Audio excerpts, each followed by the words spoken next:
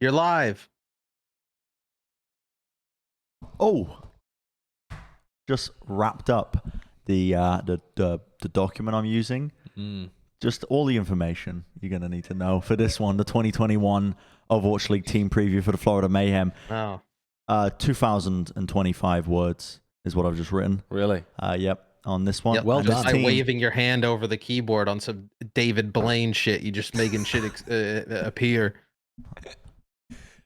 Yeah. You had a lot to say about the Florida Mayhem then, eh? I do actually, yeah. I'm looking at this team, and we're going to go for a similar format to what we did with the Boston Uprising, which presumably has already been shown, and you are watching it. You've already watched it. It was uploaded on Thursday, and this is now Wednesday. And if you haven't seen it, Thursday. go back and watch it, because Kurt gets all the ad revenue. So if you don't watch it, Kurt doesn't get any revenue. So Yeah, you he need doesn't to watch start it. watching Watch these it for ads. Kurt. Disable your ad blocker. Yeah, watch the ads. Watch it for You Kurt. Write a actual comment animal. as well. Actually, do you know what? Just hit all the fucking button. Oh, I shouldn't have sworn. Hit all the. Dude. There goes Kurt's lunch. I hope we're deep enough in so that we get ad revenue on this. Now know you what we have to should hit do? the I sub have a great button, idea. the bell, the like, the comment. Hit it all. What we should do from now on, anytime somebody says a bad word at the beginning and a video gets demonetized, Yep. they have to pay Kurt the ad revenue of the previous video that was monetized. Wow, that's powerful actually. That is good. Think about it. Well, I'll don't worry, think about Bren, it, because sure. the last video we posted was the Boston Uprising. Kurt's so gonna be not a egging huge us treat. on every episode. You won't say it. Yeah. Anyway, Florida. let's begin. Florida. We're going to go through these players. So in terms of the players that have joined most recently, you've got Checkmate, you've got Slime, you've got OG, and that's pretty much it. The rest of it are core members from last year's Florida, a team that was honestly incredibly stable the entire year, was punching at multiple points. Did they win a tournament? I'm pretty sure they won a tournament. No. They didn't. They came close though. They won. They made it to came the close. finals. They got to They're in the the finals. finals. I think they Remember if lost they like won it. 4-2. Who did they lose to? Paris? No, to Shock. Yeah. They lost the first Yeah, one. and, They lost the May Melee to Shock. May Melee. was Gotcha. the Yeah, Brent's alternate you're correct. timeline of the Philly. Overwatch League. They You're beat Philly in correct. the semi. Yep, you're correct. Yeah, so let's start at the beginning with these new additions here. So talking about the general approach that they've gone for, they've got a new tank, they've got a new main support, and they've got some additional DPS, I think, to kind of shore out this lacking hero pool, I suppose, so they're not going to be falling into a similar situation as last year, where they were kind of limited by their DPS line in terms of the heroes they could play. I like all of the additions that they've made, but I am concerned about some of them, which is an oxymoron. wait, hold on. Say that again. I like all of the additions, but I'm concerned about some of them. And I'll tell you who I'm concerned with. I'll just start with my gripes, and I'll let you I guys am so take it happy away. you're saying this, Bren, because I feel the same way, but I don't have to take the blame from Matt and Josh. Okay, so I like that they've made changes. Okay, I like that they've made changes. But the number one thing, the glaringly obvious addition that I'm a bit concerned with is OG. OG, who we've constantly talked about with these consistency issues across the board. We know the guy's got potential. Every bloody year we talk about the potential of OG and what he could achieve, but the synergy has never been quite there with every single tank line he seems to play with. And now he's coming into this team alongside Gargoyle, who we know is more than just serviceable. The guy can turn up on the off-time position. Yeah. We know he's good. And now it's going to be all eyes on OG as this last chance redemption arc team that he's on here, you know? I mean, this is really his, like, when he was on Dallas, he was good. It's just the team He was good not sometimes, good. but it's the consistency always with OG. Yeah, but how?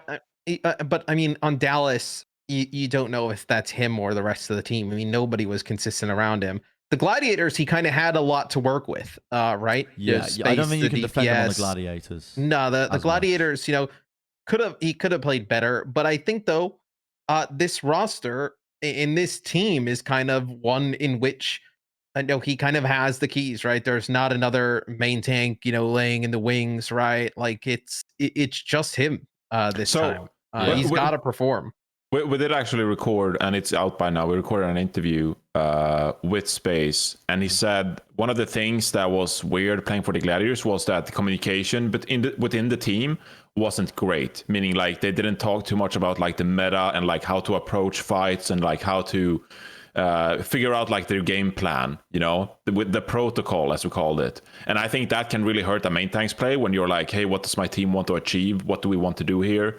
Especially like a very erratic main tank player. I don't even know if I use that word correctly, but like he's you know, very out there and like going aggressive and like doing that kind of stuff.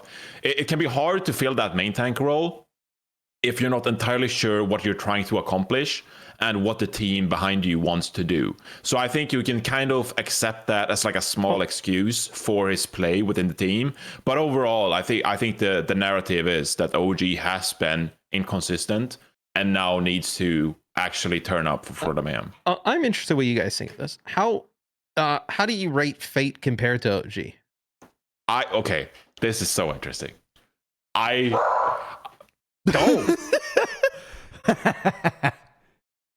Don't say it. I kind of want to hide under the table because Albert is gonna come after me.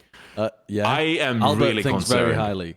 Go on. I am very concerned because I think that you cannot underestimate the shot calling and leadership that Fate brought to the Florida Mayhem. Now, obviously, Albert and everyone else, they know better than me because they were there for every match, every screen block. They know exactly how it went down and who was behind what. But I feel that I've had a nightmare that like OG couldn't feel Fate's shot calling or leadership skills and like couldn't bring confidence to his team and lead the Florida Mayhem the same way, and they would crumble because of it. Because the team just couldn't rally behind him and they just didn't make the same confident calls. Like when Florida Mayhem was amazing last year, they played like that Ash Tracer meta with like the Brig and like it just like I feel like Fate is that kind of guy who like makes the right decision like 9 times out of 10. And when we talked about Florida Mayhem, we're like, oh, fundamentally they're so good, their ability usage, like they're so calm and composed and like they make the right decisions. Will they make those right decisions with OG at the main tank? Like, yeah, maybe someone like Gargoyle can, help him, like, decide, here's what we're going to do. Maybe, like, Slime and the main support role. But I have my concerns that the loss of Fate is a lot bigger than we anticipate or even talk about when we talk about the Florida Mayhem. Yeah, I echo those sentiments entirely. And I think that while... It was very interesting when OG was first announced to the roster, and in fact, when the whole Florida Mayhem roster was announced, we did an emergency episode of Plat Chat with Albert, right? And we talked to Dicko Mode himself, and Dicko Mode laid down the whys and wherefores on why they brought up the roster. And so he was saying that he doesn't believe that it was OG's fault that the Gladiators tank line underperformed expectations. And he didn't really go too much into that because he didn't want to throw other people under the bus either. But I think that you can try and extrapolate a little bit from that. And he believes that OG was kind of making the right decisions but not properly supported, or that OG was still playing well but was just on the wrong page from the rest of the team. Whatever excuse you want to kind of fill the gap with there, Albert still believes that OG's a very capable player. The talent is there. Yeah, the talent is there. For me, though, I have all the same fears that Jonathan has, and I'm just fairly convinced that it's not going to work. And the reason, and I know I'm going to get roasted for this, and I know that if it does work and he pops off, I'm going to get lambasted for it as well. But I've got to say it because it's what I truly think. I have this feeling that OG is not the right player for this team, and the reason being is that, broadly speaking, the way that Florida Mayhem was having success last season was with a very stable, solid main tank who was setting up the DPS for success. Their success was garnered from Yaki's Tracer, from BQB's Incredible Ash, and from the actual damage output that they were able to do, and Yaki just terrorizing the backlines. That was the general gist of the Florida Mayhem being really good. And then when they had their success towards the end of the season, it was in the kind of all mega focused, controlled dive meta where the tanks are just going in order, and it's basically the whole team is just going together in one big unit. OGE doesn't fit into either of those systems particularly in the same way that Fate does. He's more of a playmaker, which in theory is not, I mean, that it wasn't how they were finding success previously, and it definitely adds another potential wrench into the system. And he's more individualistic as well. He's not as much of a team player from what we've seen. And this isn't just when he was inconsistent. His best moments are not him playing as a team. His best moments are him popping off individually and having these like flashy moments. So to me, aligning the styles of the teams and trying to fit OG in my head, it just doesn't make sense. And Albert's done well, actually, Albert didn't trial. Albert kind of just did it based on what he kind of has modeled the team, and he knows his own team, right? Yeah. But people aren't always correct, right? Is that even if Albert does know better, that doesn't mean that coaches make the right decision every single time. Like, in theory, all coaches should know better than all analysts because they see all the scrims and all of that shit. But they have their own biases from being inside their own team. And I think I have a pretty strong feeling that it's not going to work out, and I hope I'm wrong, but I just don't see it working. I want to add on to this. I'll go, Bren. But I need to know what is not working out for you. Where do you measure this success? Where do you want to see Florida Mayhem achieve? Like what is in your eyes a failure where you're saying not working out? Where do they land?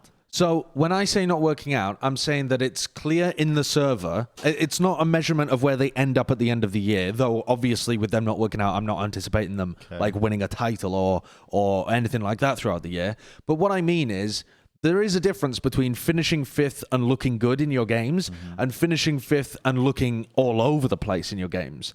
Like, what I'm measuring this more by is the coordination in the server of like, the Mayhem had great fundamentals last year, and I just can't see the individual benefit of OG outweighing the potential issues that will come with that. And I think they'll end up being more chaotic. I think they'll end up not having that same level of teamwork that they did in the past. And I think there's some possibility that they could end up a little bit like the Gladiators, where they massively underachieve compared to where the expectations were for them last season. I'm not saying that is necessarily going to happen, but those are the concerns that I have when I look at this on paper, is that everyone is expecting Florida to be even better than they were last year. Like, people are really talking about Florida being in the top 5. 2? 2? Who the hell is in the region? Two? Well, in the region, okay. Well, that, if you remove the what region do they play it region, in? No. Are people really thinking they're going to be top 2 in A? Top 2? Well, Aftershock in the Western region. Really? If you remove... So maybe I've been out of the loop. I thought people were expecting them to maybe make top 5 NA. Yeah, where are those Wait, people? What? Top 2? I thought people had them at like 5th. People who were like, oh, there's San Francisco Shock, and then there's Gladiators, Florida, and Washington. Right. See, yes. Right, but that's not like top. That's like top 4, right? You guys like talking numbers again. Okay, but it's Gladiators and Washington. Like you're not like, oh, it's Florida and the other 2. It's like they're definitely like on par with those 2 other teams. But I disagree with that. Then I'll just put it out there, just like straight away. I don't think that they're going to be hunting for titles. I don't think that they're going to come into tournaments looking like they're going to win a title. Unless to be clear, I don't think either. This is not my opinion. Right, this is just You're what just I've saying read. this is checking the polls, community and Twitter polls and stuff. Yeah, but I think people at the moment are probably saying they're too high on Florida might be wrong, because Florida have that peak potential. But I think there's a high chance that they underperform that people are not addressing at the moment. And that, I think, lowers them for me. I think there's a chance like it goes sideways, like you're saying. I kind of think of it the more on the positive portion of it, where I think Slime coming in for Chris is like a huge upgrade. It's a great move. It's a great move. And I think that's a great move. And some of the stuff that we've heard, like with the Titans in the past, is like he was a shot caller. He's really just kind of pushed to the side all year last year. maybe he's somebody who comes in and shores up that communication and kind of shot calling and lets OG kind of play aggressive with Yaki, and he kind of handles all of that, right? And then maybe it works out in a really good way. Yeah, I would say their ceiling is higher this year than last year. Like if things work out with this team, they are going to be better than last year. I'll agree with that as well. Yes, if everything works, they have the potential to be better. But if it doesn't work, they're going to end up in the same area as they were in last year anyway. Right? Like let's say it doesn't work. You're going to end up in like the 4 through 6 area probably. Like at worst, right? Yeah, maybe like the lower end of that though. Like so I think like if it but even then, if OG doesn't work with them, I see them being 6th to 7th and maybe even being below average. Like I think worst case scenario, they maybe end 8th and it's considered a serious disaster of a season for them. I think like if you take a couple of losses to like London and Atlanta Reign, and it's like you get to that tier where like you're competing with those teams. I don't think that's where we envision. But I think though, if they had fate, we'd be talking about this team in the same exact spot, but not with the ceiling to win. No. So here's the thing, okay? I think me and Sideshow, we've dug ourselves a hole when we're thinking about this team. What do you mean? Like we've just dug ourselves a hole, and like if we're this like, team had fate on it, without where fate, would you put them? I'd probably like, okay, here's the thing. I'm getting to it, Matt. Okay? If fate was on this team, I'd be more confident. Wait. Because I'd be like, oh, well, they're going to be Florida Mayhem again. But better because they have Slime. Here's the thing. I think when we consider this team now, Sideshow, we're trying to peg a circle or a circle into a square, with the puzzle thing when you're a kid. A round peg into a square hole. Yes. What I think, if the coaching staff is smart enough, and I think Kuki has proven himself to be a pretty smart coach, and you have Albert in there and like 2 other coaches, like they have a solid coaching staff. I think they will possibly realize as well that they just cannot become like the Florida Mayhem of last year. And OG is a new main tank. He plays in a very different style from Fate. So we're going to try and be someone else. I could totally see this team coming out of the gates, start of regular season, be more aggressive and not try to be themselves of last year. And that's when they really start hitting their stride. We could be completely wrong here. I could be talking out of my ass and lose my job. But I think if the Florida Mayhem are to be successful this year, I could actually see a world in where they go like, well, we're not Florida Mayhem of last year. We're not this fundamentally super proof team that just like make the right decisions and like punish our opponent's mistakes all the time.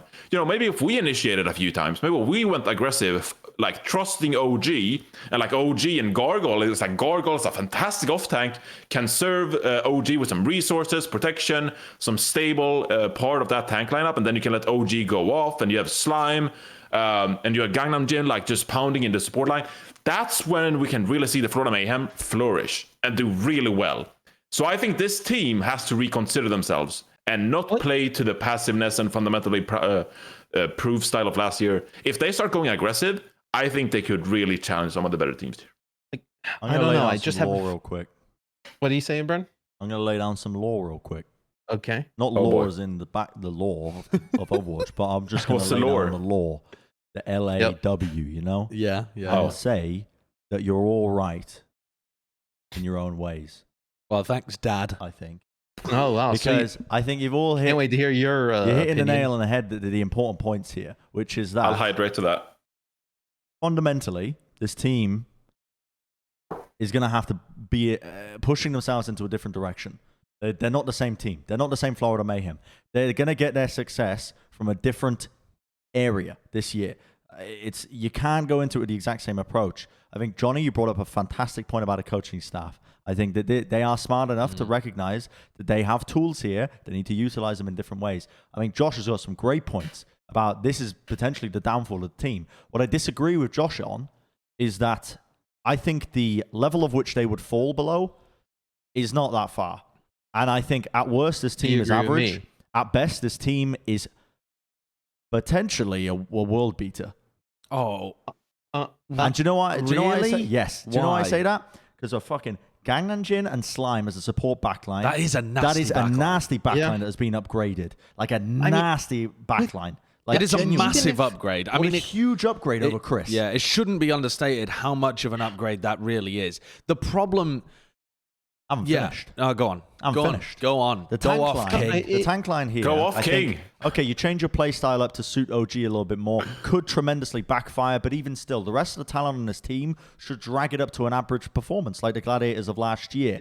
Gargoyle, I'm expecting solid things. This guy is genuinely like fantastic. I think was underrated last year, overshadowed almost by the performances of players like Yaki who are on this team. But then we get onto the DPS line, and I think that they have only just really shored up some of the weaknesses, I suppose, in terms of what they were having troubles with in hero pools by adding in Checkmate. And Checkmate is a little bit of a bit of an unknown quantity, but again, a moldable player with the coaching staff that you have mentioned, Johnny, that means that this team could really be on a record path. I can see why people are excited about Florida. I can see why they think that they're expecting them to be number 2 in NA, as crazy as that is to say, because the potential is there. But at worst, they're just going to be average. At worst, they're what they were last year, I think. Realistically, I think they are. I really don't believe that. I think there's the potential for them to... I think there's the potential... Josh, you're saying that if OG doesn't live up to whatever hype that the team of Gargoyle, BQB, Yaki, Gangnam Jin, and Slime would not be enough to keep them in the top 5 conversation in NA. In the top 5? No, I don't think so. Like, if it truly, if OG completely, he said it work, in NA, yeah, not in the entire NA. league. Yeah, just in NA though, just in NA. Because the thing is, in NA, right? Yeah. What you're saying is that Florida Mayhem, if their main tank crumbles completely, is still going to be as good as Florida Mayhem last year when their main tank was really good. How does that make any sense? Slime is a great upgrade, but he's playing main support. That is nowhere near as much of an impactful role as the main tank. What do you say is what is crumbling for OG? Like, if OG looked at worst what he was on the Gladiators last year, I can't see this team falling that far. I mean, I really can't. The Gladiators fell a lot last year compared to their expectations. People's expectations for the Gladiators were way higher than what they... But I think when you're comparing the support well. lines of the teams, I mean, Shaz and Big Goose to Gangnam Jin and Slime is like another world. It is. It really is. Here's the thing as well. I think Matt deserves some bonus points because I think OG at his worst won't be as bad as his worst moments in Gladiators and Dallas Fuel. Because those teams, at his worst, they inspired no confidence to his play whatsoever. Yeah. Because he was that Korean main tank who's very erratic and went off on his own and they didn't have a fundamental plan what they wanted to achieve. And that doesn't help a main tank, right? At his worst in Florida Mayhem, he's going to play on an all-Korean team with a solid coaching staff, and he'll at least understand what he's trying to do. But he might fail at it or not sync up as well as we want him to. So I do think that, God, this is going to be such an exciting team. I love every team in the Overwatch League this year because they have such incredible storylines. I think it could be a super hit or a miss season for Florida here with OG. I think I'm also underrating Kuki here too. The more I think about it, the more I think Kuki, and we said this when we did the emergency episode with Albert, that Kuki is the best person you could possibly want to coach OG. Full Korean team, Korean coach, former actual main tank player. He should be primed to help OG fit in with the rest of the team. So I still think that this team lives or dies by OG.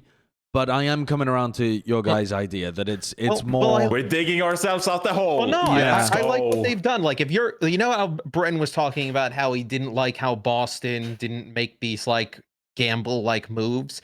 If you're the Mayhem, you look at this and you're like, hey, if we hit on 2 players here, we have a chance to potentially launch ourselves up into the top 2 in NA.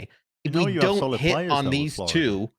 we're probably in the same spot that we were in, or maybe a little bit worse. But in this case, when you're trying to win, who cares if you're going from 4th to 6th? It's all the same shit, you know? Yeah. You may as well just go for it. Yeah, and I do agree with that, Matt. I do think that the upside of this team is enormous. I haven't said it enough, but if things work, this team's gonna bang. They're gonna be such a great team.